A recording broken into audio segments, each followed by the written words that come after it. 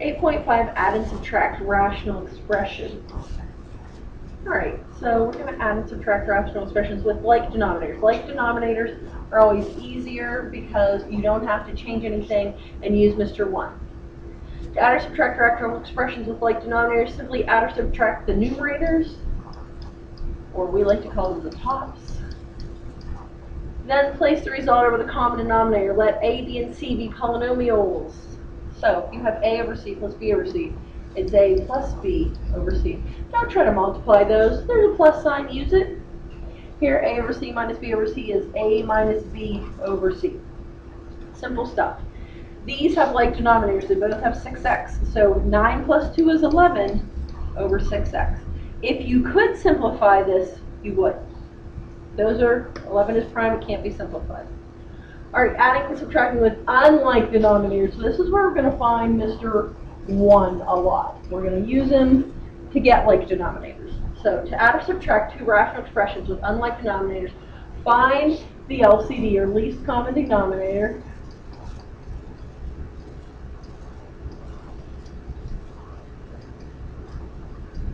Alright, find least common denominator, which the blank least common multiple.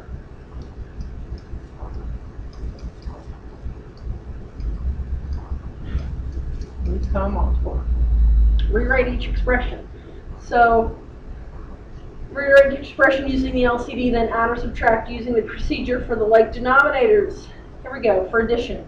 You would have to multiply by Mr. 1. This one would need a D over D, this one would need a C over C. Therefore, giving you AD over CD plus BC over CD. These are now the same, and your answer is AD plus BC all over CD. Same thing goes for subtracting. Your Mr. 1 here, oh, sorry, my pen doesn't want to work. Your Mr. 1 here is D over D. Your Mr. 1 here is C over C.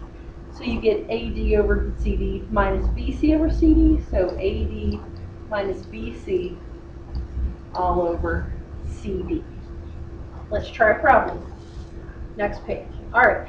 Factoring is your friend. You're going to have to factor. It's never going away. So first term, 5 over 4x squared. Nothing can be factored. Big plus sign.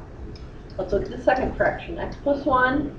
Here we can take out a GCF of 2x to get x plus 2. Well, we need these two sides to be the same. We need this and this, both denominators, somehow be the same. So we have to find our least common multiple. So we know, if we look over here, that 4x squared is really 2x times 2x, right? And then we have our other one of, other denominator, of 2x times 2, let me go back, of times x plus 2. So, not really much we can do there. Sorry, that's purple and blue. Okay, I'll change to red. Plus 2. Well, these are the same. So we know how we have one thing in common. So we have to multiply the second fraction. Oh, it won't rain. By this, and the first fraction by its other factor. And we have to use the idea of Mr. 1.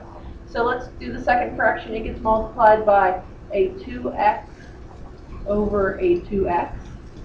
And let's do that math right there. Put your plus sign. We're going to leave this space for coming back. Now 2x times x plus 1, you're going to have to distribute.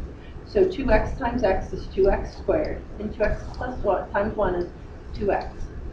In the denominator, we're just going to multiply this 2x by the 2x over here, getting 4x squared times x plus 2. We're going to leave it in factored form in case we need it in a minute. We're now going to jump back to the first fraction. First fraction, have to multiply it by the x plus 2 in the quantity. X plus 2, x plus 2. Now this 5 gets distributed in. So you get 5x plus 10 all over 4x squared times x plus 2. Now that our denominators are exactly alike, you can combine your numerators. And you combine them with like terms. 2x squared. Do over 2x squared, we bring it across. 5x and 2x are 7x. And a plus 10. All over 4x squared times x plus 2. Now, your favorite thing and my favorite thing, you must factor if you can. So let's see if we can factor. 2x, x, we want a 10, factors of 10, that'll give me 7. I don't think we have factors of 10 here that'll give me 7. Because if we put a 5 here and a 2 here, and everything's positive, so everything has to be positive, that'll be 12. The other way it'll be 9, so I think we're in simplest form now that we checked it. So if we're in simplest form, this is just our answer. There's nothing to reduce. But here it is. We checked it. We're going to move along to the next example 3. 2 fractions, first fraction, second fraction. We have to simplify the denominators before we start. So fraction 1, pull out a 3. You get x minus 3. So 7 over 3 times x minus 3. Fraction 2, I hope you guys know, this is the difference of the squares. It's minus 3, x plus 3. Alright, so 2 fractions. First denominator, you have 3 times x minus 3. Second denominator, you have x minus 3 times x plus 3. When you write this out, it's going to help you, one, realize what they have in common. They have, I'm going to do that in a different color. Give me a second. They have the x minus 3's in common. So you take this 3 and you bring it to the opposite fraction. So 3 over 3. This 3 right here. And then you take this x plus 3 and you bring it to the opposite fraction. X plus 3 over x plus 3. And you need a Mr. 1. Mr. 1, he wears the same shirt and pants. Alright, distribute 7 times x and 7 times 3. So you're going to get 7x plus 21 over 3 times x minus 3 times x plus 3. Minus, oh, we haven't dealt with the minus yet, but put parentheses around that x plus 4, and you're going to distribute in 3 times x is 3x, 3 times 4 is 12, over 3 times x minus 3 times x plus 3. Alright, well these are exactly the same denominators, as you can see, but this minus sign out here messes with your mojo a little bit. If you put parentheses around that, you're going to have to change it by changing this to a plus and then changing every sign inside. Now you can collect like terms. Our like terms, 7x minus 3x is 4x, 21 minus 12. Well, what's that going to be? So let's think about it. I don't know why I can't do this right now. But 21 minus 10 is 11, 9.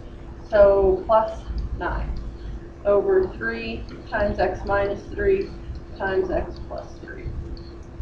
The numerator cannot break down anymore, so this is simply your answer. Done and done. All right, go to the next page, and when we look at this, you have common denominators. So when you have common denominators, that makes this very easy. But look, you also have this negative sign. So make it a plus and change the sign on the 7. 8x minus 7, not like terms. It's simply 8x minus 7. And then the denominator is 3 plus x. That's all there is for that one. Again, on number 2, they're like terms, but there's a plus sign, so it makes my life easier. 13 plus 2 is 15 over 3x. But now you can simplify here, numerator to denominator with our coefficients. 3 goes into 3 one time, leaves you an x. 3 goes into 15 5 times, so you're so you can see that your answer is 5 over x. Alright, let's see if we can do this hard problem. Let's scoot it down a little bit. First thing you always want to do is factor the denominators. So x plus 1 over. Now, this is a perfect trinomial square, x plus 3 times x plus 3. And I believe everybody should be shouting what the next one is. It's the differences of squares, so x plus 3, x minus 3. Okay, first denominator has x plus 3, x plus 3. Second denominator has x plus 3, x minus 3. This just helps you know what you have to multiply by. These are the same. So this one goes to the second fraction. This one goes to the first fraction. So multiply by Mr. 1, both top and bottom. X minus 3 over x minus 3. And that's going to say your favorite word in mine, FOIL. You must FOIL it. So you're going to get x squared minus 3x plus x minus 3. Now here, because you have two x plus 3's, we can write this as x minus 3 times x plus 3 quantity squared. There's a plus sign. What we're multiplying by here is your x plus 3 over your x plus 3, because it's your Mr. 1. You're going to have to distribute. So 6x plus 18. Again, we can write this with a squared sign. So x minus 3 times x plus 3, the quantity squared. Now you're going to collect like terms, and maybe we'll be able to factor something. We'll see. No other x squared, so just x squared. A minus 3 and a plus 1, so that's really like a minus 2x. But plus 6x gives us plus 4x. And then your minus 3 and your plus 18 give you a plus 15. And I think that that's all that she wrote, because there's no factors of 15 that are going to give us a 4. So you're just going to have an x minus 3, x plus 3 squared. And we're going to call that done. And move on to the next problem. All right. Got to get common denominators again. We don't have them. So the first fraction really can't be reduced. Well, it can be reduced, but it cannot be factored in the denominator.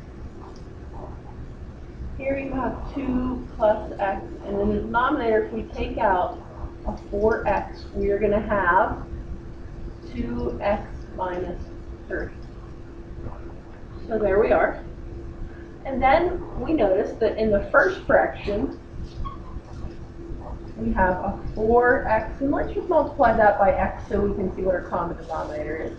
In our second fraction, we have a 4x and a quantity of 2x minus 3.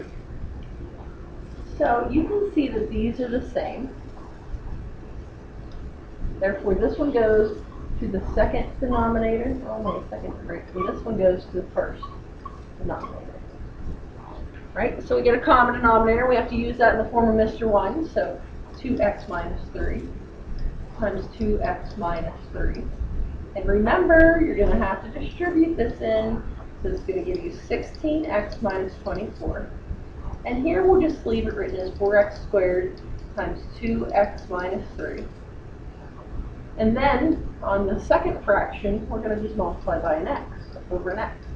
But don't forget to put parentheses around here and distribute it in. So you put your minus sign, which we'll have to deal with in a minute. So x times 2 is 2x, and x times x is plus x squared. And again, x times 4x is 4x squared times 2x minus 3.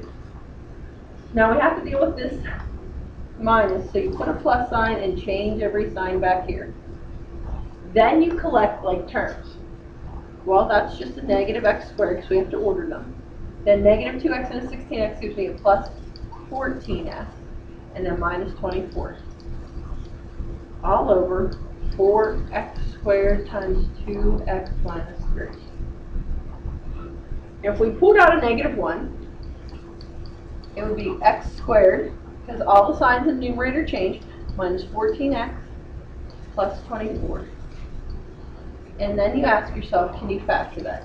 Are there any factors of 24 that give me 14? Let's see, 24.